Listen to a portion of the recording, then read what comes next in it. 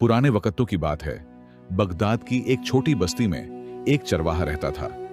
उसका नाम कासिम था। कासिम एक नेक दिल मगर गरीब इंसान था और एक छोटी सी झोंपड़ी में अपनी जिंदगी सब्र और शुक्र के साथ गुजार रहा था। उसकी जिंदगी का सबसे बड़ा सहारा उसकी बकरियां थीं। कासिम की मां उस वक्त तक फौत हो चुकी थी।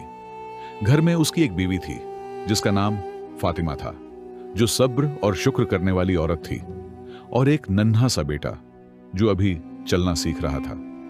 इसके सिवा कासिम का सहारा सिर्फ उसका बूढ़ा बाप था, जो बुढ़ापे और बीमारी के बोझ तले दब चुका था। बूढ़ा बाप अपनी जवानी में भी चरवाहा ही रहा था।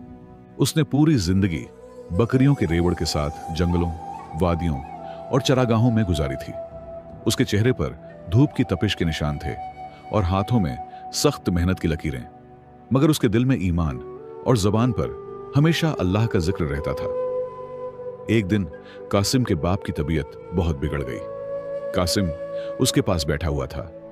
करीब ही उसकी बीवी फातिमा अपने नन्हे बेटे को संभाल रही थी। झोपड़ी के अंदर हवा का हल्का सा झोंका आ रहा था और फजा में सन्नाटा पसरा हुआ था।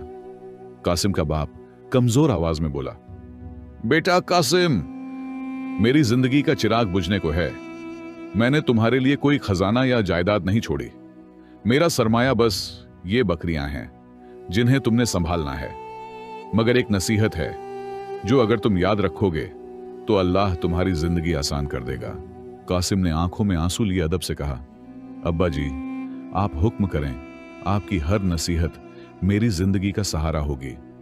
बूढ़ा बाप लरजती आवाज में बोला, बेटा, मैंने पूरी उम्र चरवाई में गुजारी है, बहुत कुछ देखा और सीखा है। एक बात हमेशा दिल पर नक्श रही कि जो आदमी अल्लाह की राह में खर्च करता है, सदका देता है, अल्लाह उसके माल में बरकत डालता है और उसे आफतों से बचाता है। कासिम, अगर तुम चाहते हो कि तुम्हारी जिंदगी सुकून से गुजरे, तुम पर कोई बड़ी मुसीबत ना आए और तुम्हारा माल हमेशा बढ़ता रहे, तो सदका देते रहना। बेटा, अल्लाह की राह में खर्च करना कभी ना छोड़ना। यह कहकर उसके बाप ने लंबी सांस ली, लबों पर कलमाए तैयबा जारी किया और कासिम के हाथ को अपने हाथों में थामकर आंखें हमेशा के लिए बंद कर लीं। कासिम के दिल पर गोया पहाड़ टूट गया। आंखों से आंसू रवां थे। वह अपने बाप के कदमों पर गिर पड़ा। उसकी बीवी फातिमा भी रोने लगी।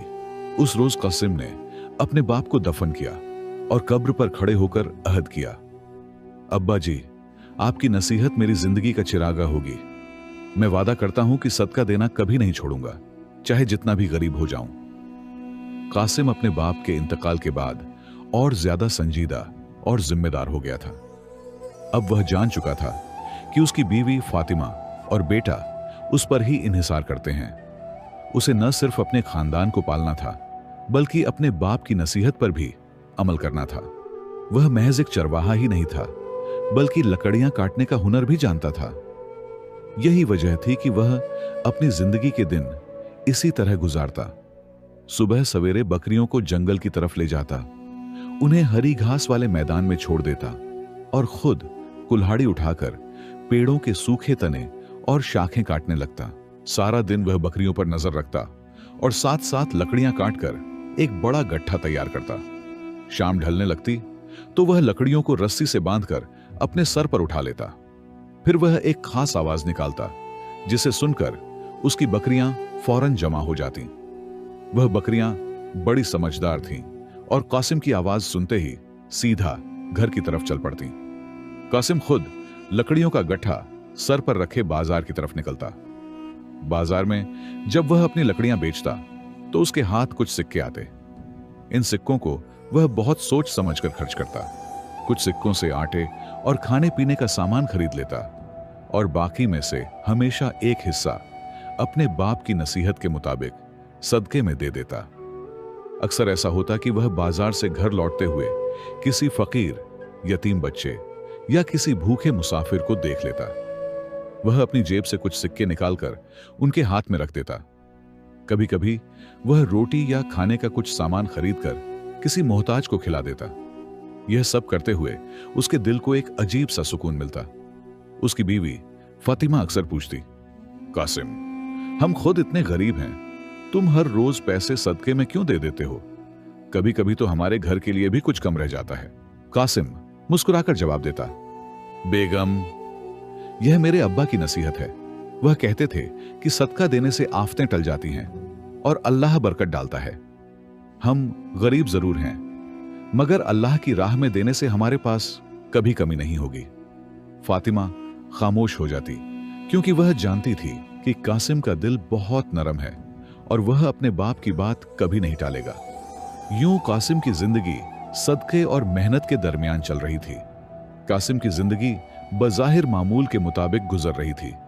सुबह वह बकरियों को चरागाह की तरफ ले जाता, दिन भर लकड़ियां काटता और शाम को बकरियों को घर की तरफ हाँक कर बाजार में लकड़ियां बेच आता। मगर इंसान की जिंदगी हमेशा एक जैसी नहीं रहती।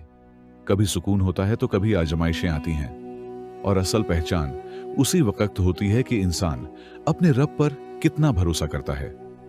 एक दिन भी कासिम हमेशा की तरह जंगल गया। बकरियों को चरागाह में छोड़कर वह खुद लकड़ियां काटने में मशगूल हो गया। शाम के करीब उसने लकड़ियों का एक गट्ठा तैयार किया, रस्सी से बांधकर सर पर रखा और बकरियों को अपनी खास आवाज दी। सारी बकरियां उसके पीछे चल पड़ी। कासिम उन्हें घर के रास्ते पर डालकर मुतमईन हुआ और खुद लकड़ियां बेचने बाजार की तरफ बढ़ गया। लेकिन वह यह नहीं जानता था कि रास्ते में एक नकाबपोश चोर उस पर नजर रखे बैठा है। नकाबपोश दबे कदमों से आया और रेवड़ में से एक बकरी पकड़कर भाग निकला। बकरी ने जरा सी आवाज निकाली, मगर कासिम दूर जा चुका था। यूं वह बकरी गायब हो गई। कासिम ने बाजार में लकड़ियां बेची, हमेशा की तरह कुछ सिक्के सदके में दिए और कुछ सामान खरीदकर खुशदिली से घर लौटा। मगर जैसे ही वह झोंपड़ी के करीब पहुंचा तो उसने अपनी बीवी फातिमा को दरवाजे पर खड़ा देखा। उसके चेहरे पर परेशानी के आसार थे। कासिम ने फौरन पूछा, फातिमा, यह क्या बात है? तुम इतनी परेशान क्यों लग रही हो? फातिमा ने बेचैन लहजे में कहा, कासिम, आज अजीब माजरा हुआ है। तुम्हारी आवाज सुनते ही बकरियां तो घर वापस आ गईं, मगर एक बकरी नहीं लौटी। मैंने बहुत तलाश किया, मगर वह कहीं नजर नहीं आई। यह सुनकर कासिम का दिल धक से रह गया। वह फौरन बाहर निकला और बकरियों को गिनने लगा। वाकई एक बकरी कम थी। उसने अपने बेटे को देखा, जो मासूम निगाहों से बाप को देख रहा था। कासिम के दिल पर बोझ सा आ गया। वह कुछ देर खामोश खड़ा रहा, फिर आहिस्ता से बोला, फातिमा, लगता है अल्लाह ने हमें आजमाइश में डाला है। शायद कोई चोर उसे चुरा ले गया हो। बहरहाल हमें सब्र करना होगा। जो कुछ हमारा है वह असल में अल्लाह का दिया हुआ है। अगर एक बकरी गई है तो वह भी उसी की मिल्कियत थी। फातिमा ने सर झुका लिया, मगर उसकी आंखों में फिक्र अब भी थी। कासिम ने अपने दिल को तसल्ली दी कि यह वक्त की आजमाइश है।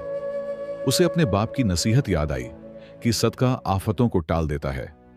वह दिल ही दिल में शुक्र अदा करने लगा कि अगर एक बकरी गई है तो शायद किसी बड़ी मुसीबत से अल्लाह ने बचा लिया है। यूं कासिम की आजमाइश का पहला दिन शुरू हुआ। उसे अंदाजा नहीं था कि यह आजमाइश अभी और बढ़ेगी और उसकी सब्र आजमाई और बढ़ा दी जाएगी। वक्त का पहिया चलता रहा, मगर कासिम की जिंदगी में सुकून की जगह मुश्किलें आने लगीं। जिस दिन एक बकरी गायब हुई थी, कासिम ने सब्र कर लिया था और समझा था शायद यह एक छोटी सी आजमाइश है। लेकिन दिन गुजरते गए और एक एक करके उसकी और बकरियां गायब होने लगीं। पहले पहल उसे लगा कि शायद बकरियां जंगल में कहीं भटक जाती हैं, मगर हकीकत यह थी कि वही नकाबपोश चोर वक्फे वक्फे से उसके रेवड़ पर हाथ साफ करता रहा। कासिम को जब यह एहसास हुआ तो उसके दिल पर और ज्यादा बोझ आ गया, मगर वह एक वक्त में बकरियों और लकड़ियों दोनों की निगरानी नहीं कर सकता था। बकरियों की कमी का सीधा असर उसकी जिंदगी पर पड़ा। पहले जब उसके पास ज्यादा बकरियां थीं, तो उनसे अच्छा खासा दूध निकलता। वह दूध अपने घर वालों के लिए भी रख लेता और बाकी दूध गरीबों में तकसीम कर देता। उसके बाप की नसीहत हमेशा उसके दिल में नक्श थी कि सदका देने से बरकत होती है, इसलिए वह अपनी गरीबी के बावजूद दूध सदके में जरूर देता था। मगर अब हालात बदलने लगे। जैसे जैसे बकरियां कम हुईं, दूध की पैदावार भी घटती गई। पहले जो वह सुकून से दूसरों को देता था, अब इतना भी नहीं निकलता कि अपने घर वालों की जरूरत पूरी कर सके। एक दिन ऐसा भी आया कि वह खाली बर्तन लिए बैठा रहा और उसकी बीवी फातिमा ने नम आंखों से कहा, कासिम, आज हमारे बेटे ने दूध मांगा है, मगर मैंने बर्तन में एक कतरा भी नहीं पाया। हमने तो दूसरों को भी पिलाना था, मगर अब अपने ही बच्चे को नहीं दे पा रहे। कासिम के दिल पर यह बात किसी तलवार की तरह लगी। वह अंदर ही अंदर टूट गया। उसे लगा जैसे वह अपने बाप की नसीहत पर अमल करने से महरूम हो रहा है। वह सोचता कि मैं सदका नहीं कर पा रहा, यही वजह है कि शायद अल्लाह ने मेरा रिज़्क़ तंग कर दिया है। अब उसकी मुश्किल और बढ़ गई थी।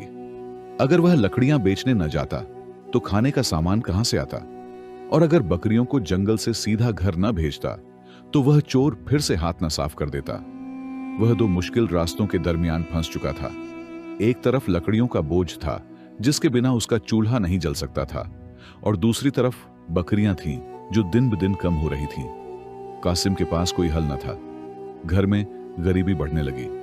फातिमा के कपड़े पुराने होकर पीवंदों से भर गए।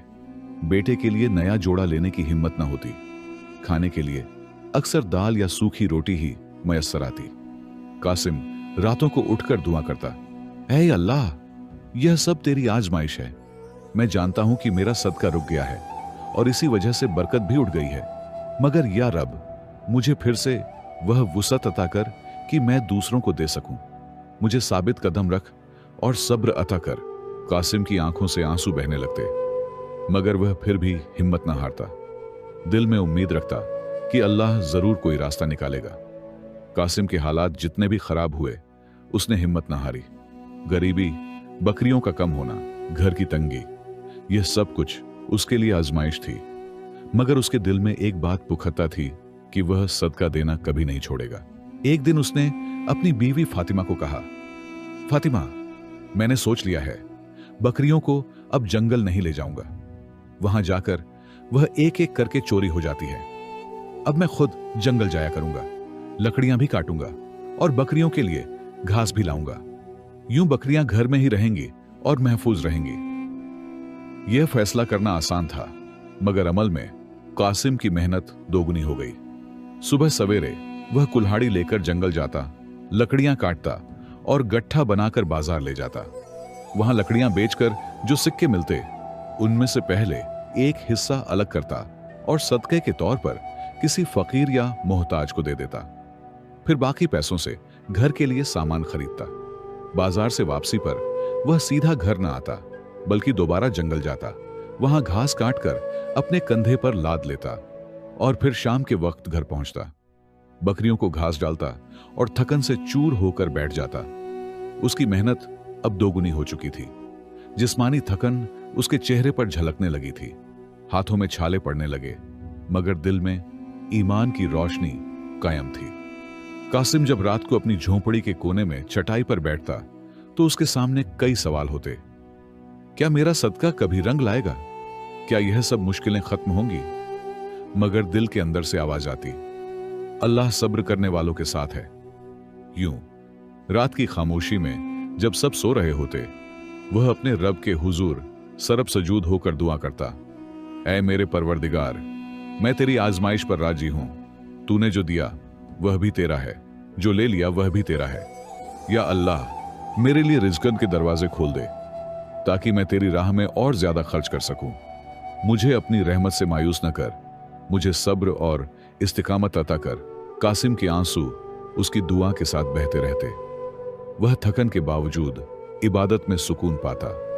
यही सुकून उसके दिल को हौसला देता कि कल फिर सुबह उठेगा, फिर जंगल जाएगा, फिर मेहनत करेगा और फिर सदका देगा। उसकी बीवी फातिमा कभी कभी हैरान होकर देखती कि इतनी सख्त मेहनत और तंगी के बावजूद उसके शौहर का दिल अल्लाह के करीब होता जा रहा है। वह सोचती, यह शख्स वाकई साबिर है, अल्लाह इसके सब्र का फल जरूर देगा। कासिम के दिल को अगरचे अपनी बकरियों के खो जाने का दुख था, मगर उसने कभी जबान से शिकवा नहीं किया, बल्कि वह हर लम्हा अल्लाह की इबादत में लगा रहता। उसे यकीन था कि सदका और सब्र एक दिन उसकी तकदीर बदल डालेंगे। एक दिन हमेशा की तरह कासिम जंगल में लकड़ियां काट रहा था। धूप तेज थी, पसीना उसकी पेशानी पर मोतियों की तरह टपक रहा था। कुल्हाड़ी के हर वार के साथ वह थकन से चूर हो रहा था। लेकिन अचानक उसकी नजर एक अजीब और गरीब पेड़ पर पड़ी। पेड़ का एक तना जमीन से कुछ ऊंचा निकला हुआ था, जैसे जमीन के नीचे कुछ छिपा हो। कासिम के दिल में तजस्सुस पैदा हुआ। उसने कुल्हाड़ी एक तरफ रखी और वहां खुदाई शुरू कर दी। मिट्टी के ढेर हटते गए और कुछ ही देर बाद उसके हाथ एक लकड़ी के संदूकन पर पड़े। कासिम की धड़कन तेज हो गई। उसने एहतियात से संदूक को बाहर निकाला और जब ढक्कन खोला तो उसकी आंखें हैरत से फैल गईं। संदूक सोने के सिक्कों और कीमती जेवरात से भरा हुआ था। वह बेइख्तियार सजदे में गिर पड़ा और रब का शुक्र अदा करने लगा। ऐ अल्लाह, यह सब तेरी अता है। तूने मेरी मेहनत और मेरे सदके को जाया नहीं किया। खुशी से भरे दिल के साथ जब वह संदूक उठाकर घर लौटा तो उसकी बीवी फातिमा दरवाजे पर हैरत से देखने लगी। यह क्या है कासिम? उसकी जबान लरजने लगी। कासिम ने मुस्कुराकर कहा, फातिमा, यह अल्लाह की मदद है। उसने हमें अपनी रहमत से नवाजा है। मैं अब फैसला करता हूं कि पहले से ज्यादा उसकी राह में खर्च करूंगा। यह खजाना मेरे लिए नहीं, बल्कि अल्लाह के दीन के लिए है, गरीबों और मोहताजों के लिए है। फातिमा की आंखों में आंसू आ गए। उसने अपने शौहर के साबिर दिल की अजमत को पहचाना। लेकिन अल्लाह की करामत यहीं खत्म न हुई। अगले ही दिन एक और अजीब वाकया पेश आया। वह नकाब पोश चोर जो अरसे से कासिम की बकरियां चुरा रहा था, उस दिन अपनी हवेली का दरवाजा बंद करना भूल गया। कासिम की वही समझदार बकरियां जो उसके रेवड़ का हिस्सा थीं, मौका पाकर सबकी सब भागती हुई सीधा कासिम के घर आ पहुंची। कासिम और उसकी बीवी फातिमा यह नजारा देखकर खुशी से झूम उठे। यह किसी मौजिजे से कम न था कि खोई हुई बकरियां यूं अपने मालिक के घर वापस लौट आईं। कासिम ने शुक्र के आंसू बहाए और कहा, फातिमा, देखो, मेरा माल हलाल था, इसीलिए वापस आ गया। इधर गांव वालों को भी खबर हो गई। काजी को इत्तिला दी गई और चोर आखिर पकड़ा गया। सबको यह जानकर हैरत हुई कि वह कोई गरीब न था, बल्कि गांव का एक अमीर शख्स था जो लालच के मारे दूसरों का माल चुराकर अपना खजाना बढ़ाता था। काजी ने जब उसका हिसाब खोला तो सारा चोरी का माल जब्त करके असल मालिकों को वापस कर दिया और चोर के लिए सख्त सजा का हुक्म दिया। यूं उसका नाजायज माल एक लम्हे में खत्म हो गया। कासिम ने यह नजारा देखा तो सोचा, वाकई हराम का माल कभी बाकी नहीं रहता। यह एक लम्हे में फना हो जाता है, मगर हलाल माल और अल्लाह की राह में दिया गया सदका इंसान की तकदीर बदल देता है। अब कासिम के पास बकरियों का रेवड़ भी वापस आ गया था और खजाने के संदूक ने उसकी गरीबी को खुशहाली में बदल दिया था। उसके घर में सुकून आ गया। बीवी फातिमा और बेटा आसूदा हाल हो गए। मगर सबसे बढ़कर यह कि कासिम का दिल पहले से ज्यादा अल्लाह के करीब हो गया। वह कहता, यह सब मेरे सदके की बरकत है। मैं अब पहले से ज्यादा अल्लाह की राह में खर्च करूंगा। यूं कासिम की तकदीर बदल गई। गरीबी खुशहाली में ढल गई और गांव वाले भी उसके ईमान और सखावत से मुतासिर होकर कहते, वाकई सदके की सच्ची बरकत तकदीर बदल देती है। दोस्तों, उम्मीद करता हूं आपको यह वीडियो बहुत पसंद आई होगी। आप इस वीडियो को अपने दोस्तों के साथ लाजिमी शेयर करें और दूसरों को भी सदका देने और अल्लाह की राह में खर्च करने की तरगीब दें। अल्लाह आपके हालात भी बदल देगा।